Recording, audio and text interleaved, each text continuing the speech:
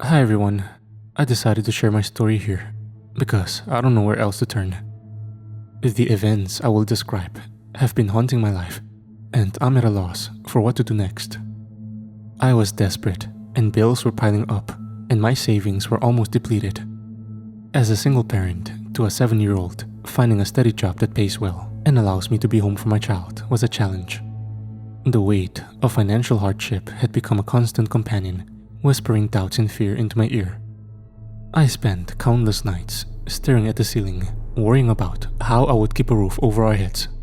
Then, one late night, as I was scrolling through Indeed, a job listing caught my eye. Easy job. Just press a button when the person on camera falls asleep. High pay, immediate start. The pay was astronomical for such a low-effort task. It seemed too good to be true, but at that moment, I was willing to consider anything. After a moment's hesitation, I clicked apply and filled out the application form, hoping for the best, but expecting nothing. To my surprise, I received an email within minutes. The company, named Mega Nave Solutions, wanted to schedule an interview the next day. They provided an address and a time. The email was brief and formal, but the speed of their response added to my growing sense of unease. Despite my reservations, I decided to go. The promise of upfront payment was too tempting to pass up. The next morning, I dropped my daughter off at school and headed to the address provided. It was a small nondescript office building, sandwiched between a pawn shop and a vacant lot. The entrance was unremarkable, and the interior was just as bland. The receptionist, a pale woman with a vacant smile, directed me to a small interview room. A man in a suit greeted me, introducing himself as Mr. Gray. His demeanor was calm, almost too calm, which did nothing to ease my nerves. He explained the job. I would be monitoring a live camera feed of a person sleeping. My only task was to press a button the moment the person fell asleep. The job paid $2,000 per night, and I would be paid after each shift. Why is the pay so high? I asked, unable to hide my suspicion. Let's just say we value accuracy and discretion. Mr. Gray replied with a smile that didn't reach his eyes. I started that night. The office where I was to work was in the same building, down a narrow hallway that seemed to stretch longer than it should. The room itself was small, dimly lit, with a single chair facing a large monitor. On the screen was a live feed of a bedroom. The camera was fixed, showing a bed, a nightstand, and a person lying under the covers. The person, a middle-aged man, was already in bed, his eyes closed. Next to the monitor was a single button. I sat down, trying to shake off the creeping unease that had settled over me. The man on the screen remained motionless, and the room around me was silent, save for the faint hum of the monitor. Hours passed, and my nerves began to fray. I found myself leaning closer to the screen, scrutinizing every detail. The man occasionally shifted, but never opened his eyes. Each movement made my heart race, my finger hovering over the button. Finally, after what felt like an eternity, the man's breathing slowed, and his body relaxed completely. It was the signal I had been waiting for. With a trembling hand, I pressed the button. Nothing happened. No sound. No indication that my action had been acknowledged. I sat back, exhaling a breath I didn't realize I had been holding. The clock on the wall showed that my shift was over. I gathered my things, leaving the strange office with a sense of relief. The next day, I received my payment as promised. The money was real, tangible proof that the job, strange as it was legitimate. I tried to put the oddness of the experience out of my mind. But that night, I returned to the office for my second shift. As I settled into the chair, I noticed something peculiar. The man on the screen was in the same position as the night before, wearing the same clothes, with the same serene expression on his face. A chill ran down my spine. I brushed it off as a coincidence, convincing myself that it was normal for someone to have similar nightly routines. Hours ticked by, and the unsettling feeling grew. The room seemed to close in around me, the silence becoming oppressive. Suddenly, the screen flickered, and for a split second, I saw something that made my blood run cold. A shadowy figure standing at the foot of the man's bed. The image was gone as quickly as it appeared, leaving me questioning my sanity. Was it a trick of the light? A glitch in the feed? I didn't know, but my heart pounded in my chest, and I couldn't shake the feeling that something was terribly wrong. I pressed the button when the man finally fell asleep, my hand shaking more than before. Over the next few shifts, the oddities continued. I started receiving cryptic messages from my employer, instructions that seemed nonsensical but carried an undertone of urgency. Do not look away from the screen. One message read, "Keep your focus," said another. The men on the screen remained unchanged, but the shadows around them seemed to move of their own accord. My sleep was plagued by vivid, disturbing dreams. In one, the man on the screen was staring directly at me, his eyes empty and lifeless.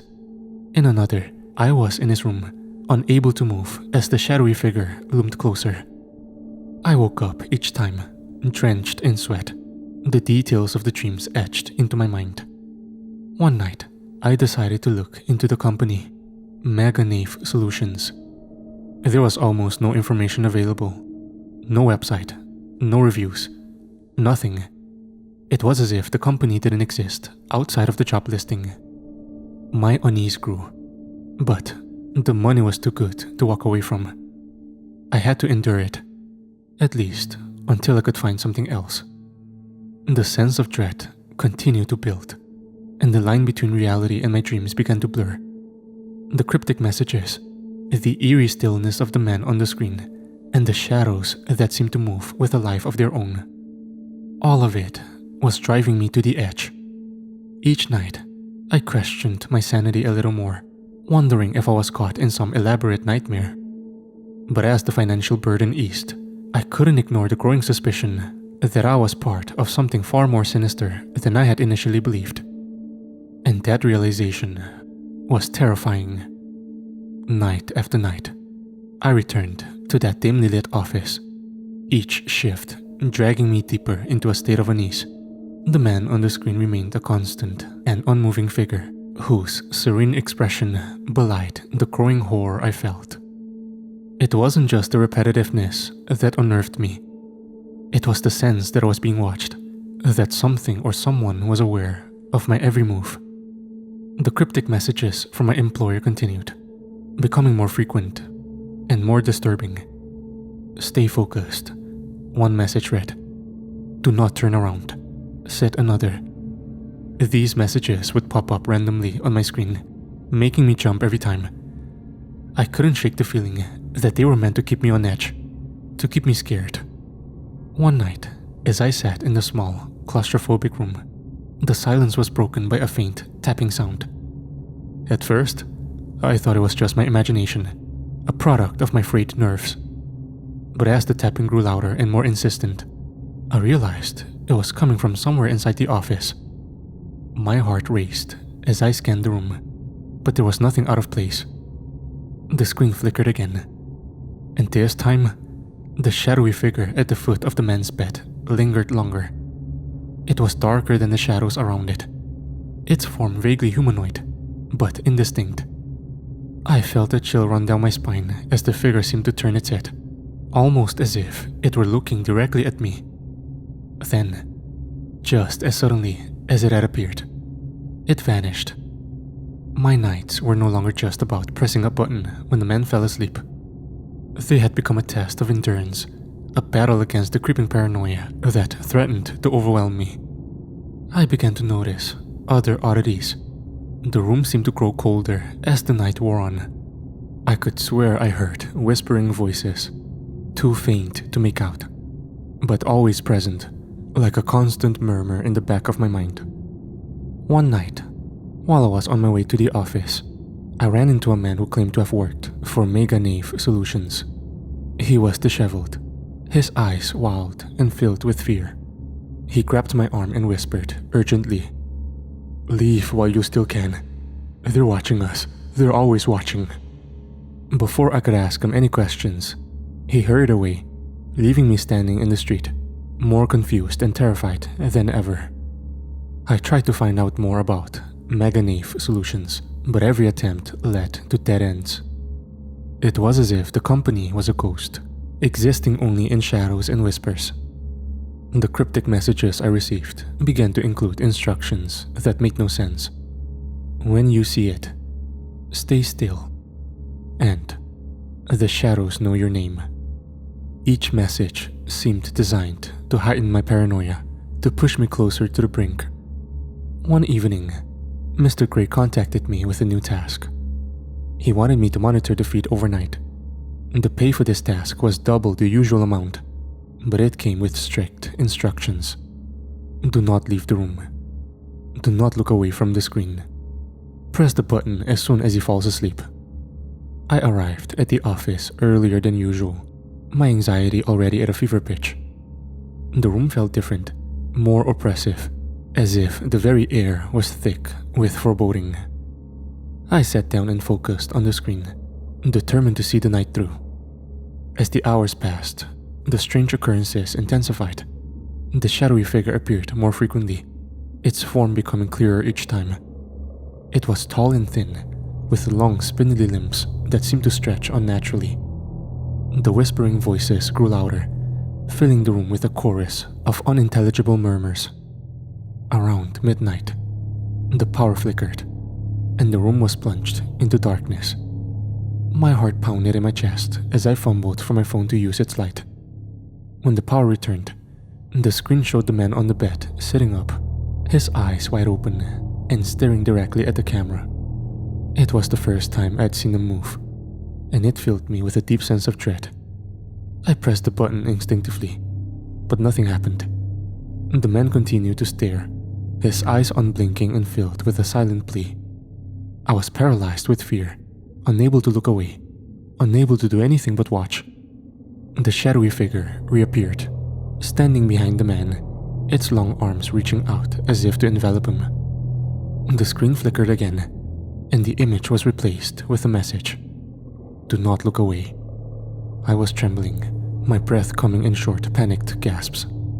The figure moved closer to the man, its form becoming more defined, more terrifying.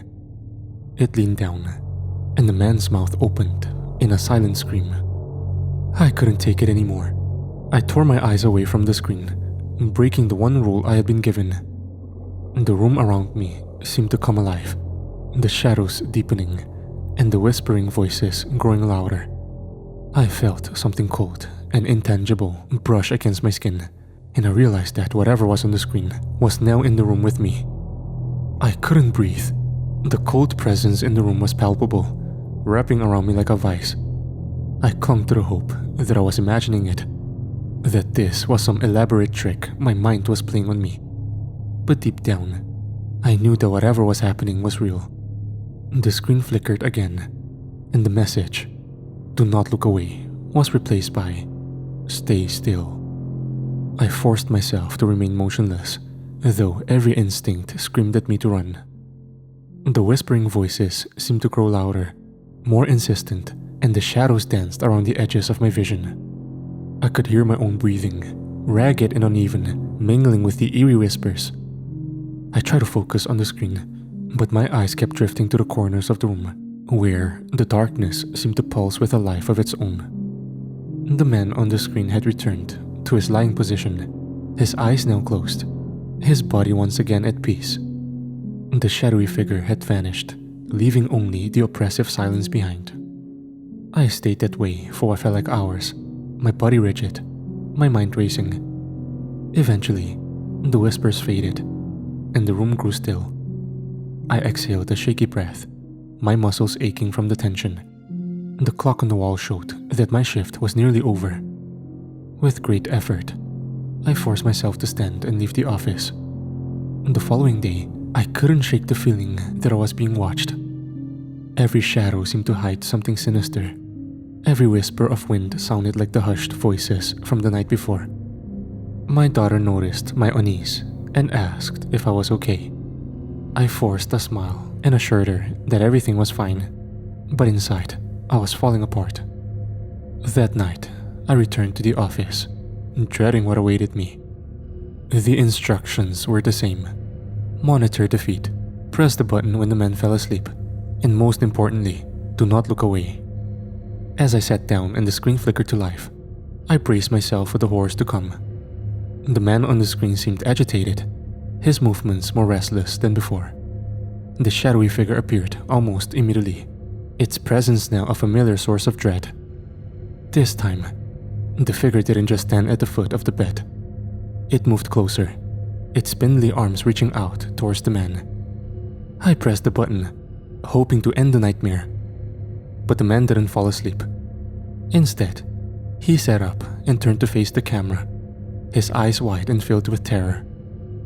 "Help me," he mouthed, his voice silent but desperate.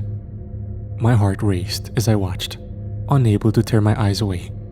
The shadowy figure loomed over the man, its form growing darker, more menacing. The screen flickered, and a new message appeared. "Do not speak." The figure's arms enveloped the man, and for a moment, it seemed to merge with him, its darkness seeping into his very being. The man's face twisted in agony, his silent screams echoing in my mind. I wanted to scream too, but the command on the screen kept me silent. As the figure merged completely with the man, the shadows in the room around me grew thicker, more oppressive.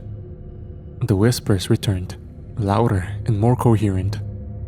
They spoke my name, repeating it over and over, a sinister chant that filled me with dread. Suddenly, the screen went black, and the room was plunged into darkness. I could feel the presence of the shadowy figure, its cold, intangible touch brushing against my skin. I fought the urge to run, to scream, to do anything that might break the spell. The screen flickered back to life, showing the man lying peacefully once more. The message, "Do not move," appeared, and I obeyed, too terrified to do otherwise. The figure had vanished, but I could still feel its presence, lurking just beyond the edge of my vision. As the night dragged on, the figure reappeared several times, each time more menacing than the last. It no longer stayed confined to the screen. It seemed to blend into my reality, the boundaries between the two worlds blurring. My fear reached a fever pitch. Every moment I struggled to maintain my sanity. I began to notice changes in my surroundings. Objects in the room seemed to shift when I wasn't looking, subtle but undeniable. The air grew colder, and the whispers became a constant background noise, like a sinister lullaby that never ceased. The final hours of my shift were a waking nightmare. I could feel the figure's presence growing stronger, its influence seeping into every corner of the room. The man on the screen seemed to mirror my own terror, his eyes wide and unblinking, his body tense and rigid. When the clock finally signaled the end of my shift, I fled the office, my mind a whirlwind of fear and confusion. I knew that whatever was happening wasn't confined to the office. It had followed me home, invading my life and my mind. The decision to leave the job was not an easy one, but after that final night, I knew I couldn't continue. The terror I felt wasn't worth any amount of money. I called Mr. Gray the next morning, my voice shaking as I told him I was quitting. He didn't seem surprised or upset. He simply said, "We understand. Your final payment will be transferred today."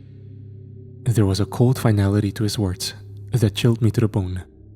I tried to return to normal life, focusing on my daughter and trying to shake off the lingering sense of dread. But the experience had left a mark, a shadow that clung to my every thought. The house felt different, as if the darkness from the office had followed me home. The first sign that something was wrong came a few nights later. I woke up to find my daughter standing at the foot of my bed, staring at me with wide, unblinking eyes. It was the same expression the man on the screen had worn. My heart pounded in my chest as I gently called her name. She blinked, then turned and walked back to her room without a word. The next day, she began to draw strange pictures. They were crude, but unsettling. Screens with buttons, shadowy figures, and messages like, "Don't move," and "Don't speak," scrawled in her childish handwriting. I asked her where she had seen these things, but she just shrugged and said she didn't know. The drawings became more frequent, each one more disturbing than the last. She started sleeping in the same position as the man from the screen, her body rigid, and her eyes closed in a semblance of peace that was anything but restful. Some nights, I would find her staring at me from her bed, her eyes wild and filled with an unnatural awareness. My nights were filled with sleepless terrors as I watched over my daughter, my mind replaying the horrors I had witnessed in that office. The whispers I had heard there seemed to follow me home, now faint, but ever present, like a sinister background noise that I couldn't escape. I took her to see a doctor, but they found nothing wrong. They attributed her behavior to stress or an overactive imagination. I wanted to believe them, but deep down, I knew the truth. Whatever darkness I had encountered in that job had latched onto my daughter, using her innocence as a conduit for its malevolence. I tried to burn the drawings, but more appeared, almost as if she were compelled to create them. Each new picture drove another nail into the coffin of my sanity, the images haunting my every waking moment. I felt like a prisoner in my own home, trapped by an unseen force that I couldn't fight. One night, as I was tucking her in, she looked at me with those same wide, unblinking eyes and said, "They're watching us, Mommy. They're always watching." The words sent a chill down my spine, the same phrase the man in the street had told me. I barely slept that night, my mind racing with fear and helplessness. When I finally drifted off, I dreamt of the man on the screen, his face twisted in agony as the shadowy figure enveloped him.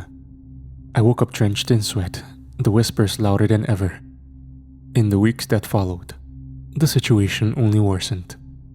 My daughter began to speak in her sleep, repeating the commands I had seen on the screen. "Do not move. Do not speak." She would sit up in bed and stare at the wall, her eyes vacant and distant. I could see the shadow of the figure in her drawings, growing darker and more defined with each passing day. One morning, I found a new drawing taped to her bedroom wall. It was a perfect depiction of the room I had worked in, down to the smallest detail. In the center of the drawing was a figure, hunched over a monitor with a dark shadow looming behind it. Below it were the words, "Don't look away." I knew then that the nightmare was far from over. The darkness that had seeped into my life wasn't something I could escape or ignore. It had taken root, and its influence was growing stronger, feeding off my fear and my daughter's innocence. As I watched her sleep, lying in that same eerie position, I felt a shiver of dread. Her eyes fluttered open, and she looked at me with that haunting stare. "Mommy?" she whispered, her voice barely audible. "They're here." The realization hit me with the force of a tidal wave. The shadowy figure, the whispers, the commands. They weren't confined to the office. They were here, in my home, in my daughter's mind. And they weren't going to leave. I'm reaching out to this community in hopes that someone might have experienced something similar or can offer advice. Has anyone encountered a company called Mega Knave Solutions or dealt with anything remotely like this? The shadowy figure, the whispers, the commands, they're destroying our lives, and I'm terrified for my daughter's safety. Please, if you have any information or can point me in the direction of someone who might be able to help, let me know. I'm desperate to protect my daughter and reclaim our lives from this living nightmare. I will try to keep you posted on any developments. Thank you for listening, and